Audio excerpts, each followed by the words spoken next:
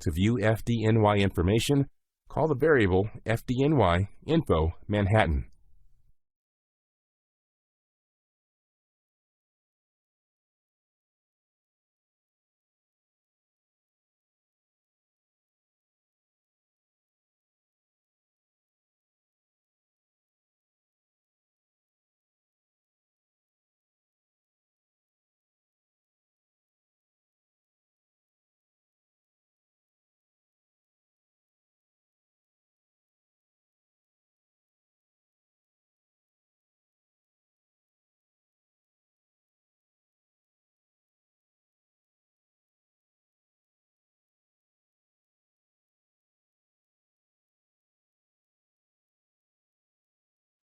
Let's now look at the key takeaways from this lesson.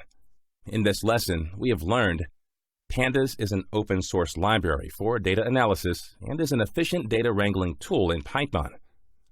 The four main libraries of Pandas are Series, DataFrame, Panel, and Panel 4D. Series are a one-dimensional array-like object containing data and labels. It can be created in multiple ways with the help of data elements such as ND arrays, dict, list, scalar, and list. DataFrame is a two-dimensional labeled data structure with columns of potentially different data types. It can be created in multiple ways with data inputs such as ND array, dict, list, series, and also from a data frame itself. To access data elements in a series, lock and iLock methods can be used. The IAT method enables selection of elements in a data frame by index position and returns the corresponding data element.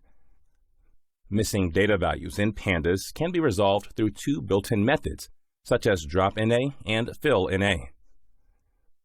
Pandas supports multiple files for data analysis, such as Excel, PyTables, Clipboard, HTML, Pickle, DTA, SAS, SQL, JSON, and CSV.